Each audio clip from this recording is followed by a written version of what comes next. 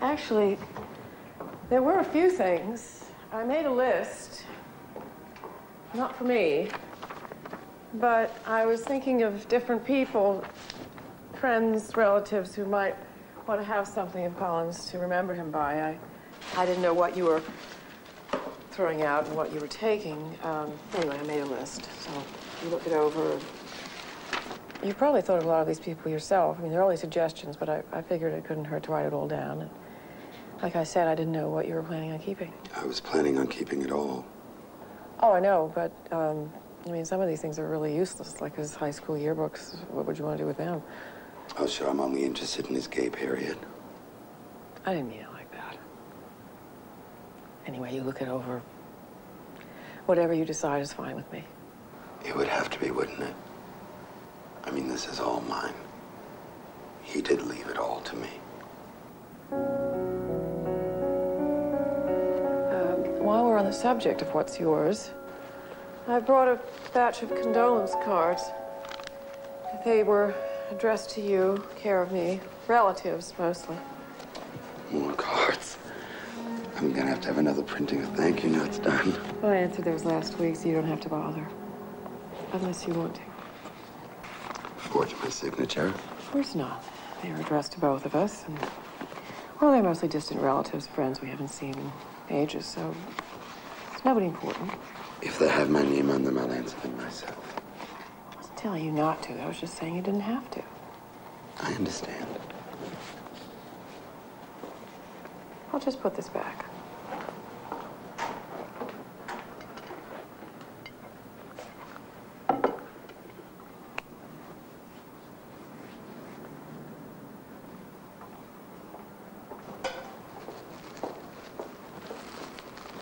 Want some help? No.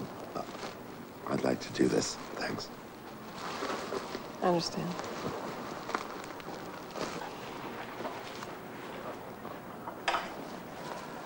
I ran into Jimmy playing in the elevator. He's really racking up the points today. You know, he still can't look me in the face. He's reacting to all this rather strangely. Give him time. He'll come around. He's really very fond of you. Oh, I know. He's just at that awkward age. Under 30. I'm sure in 20 years we'll be best of friends. It's not what you think. What does that mean? I just thought you were intimating something about him blaming you for Colin's death, and I was saying it isn't true.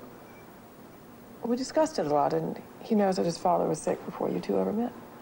I don't believe this. I'm just trying to say that he doesn't blame you. First of all, who asked you? Secondly, that's between him and me. And third, and most importantly, of course he blames me. Marion, he's 9 years old. You can discuss all you want. The fact is, his father died of a fag disease, and I'm the only fag around to finger. Your son does not use that kind of language. Forget the language. I'm talking about what he's been through. Can you imagine the kind of crap he's had to take from his friends? He's got to have someone to blame just to survive.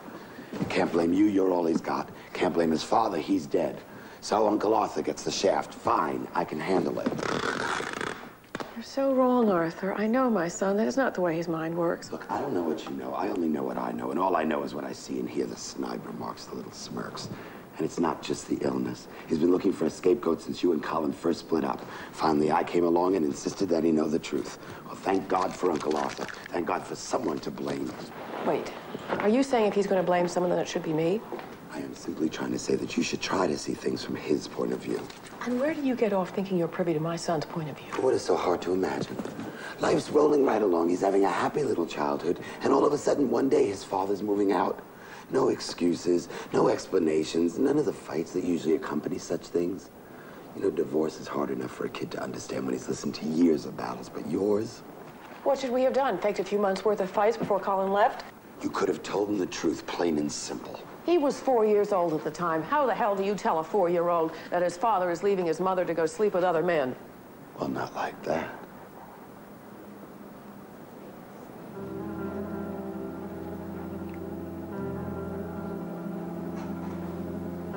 Arthur, I'm going to say this as nicely as I can.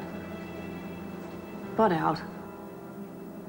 There's only so much information a child that age can handle. So it's best he reaches Phil on the street. He knew about the two of you. We discussed it. Oh, Marion, he knew before you discussed it. He's young, not stupid. You know, it's very easy for you to stand there and pass judgment on all this. But there are certain aspects and issues of this situation that you will never understand. You weren't there. You have no idea what it was like for me. You're talking to someone who thought you went to college to meet a husband. I went to protest rallies for the music. I bought a guitar because it looked good on the bed.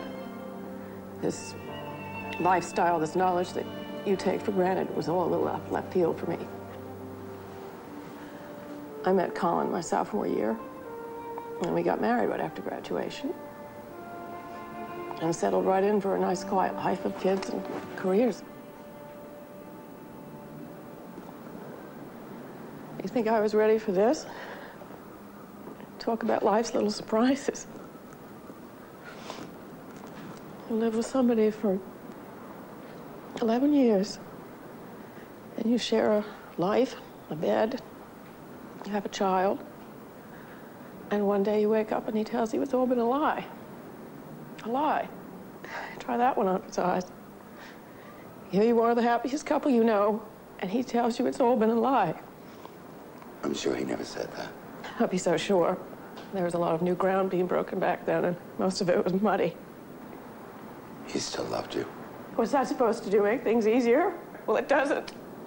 I was brought up to believe that if you love somebody, that was enough. So what if I wasn't everything he ever wanted? Maybe he wasn't everything I ever wanted. But you know what? You count your blessings and you settle. No one has to settle. Of course not. You can say up yours to everyone who ever needs you and relies on you and go off to make yourself happy. It's not that simple. No, this is simpler. Death is simpler. Are you happy now?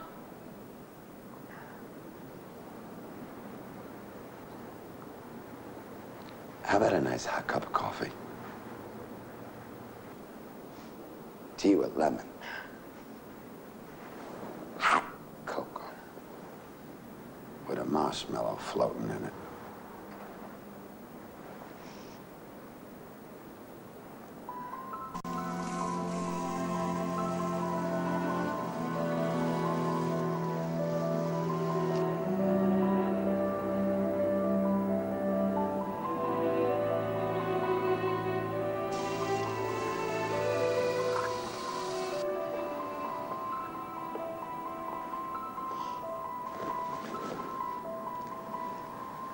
I lied before.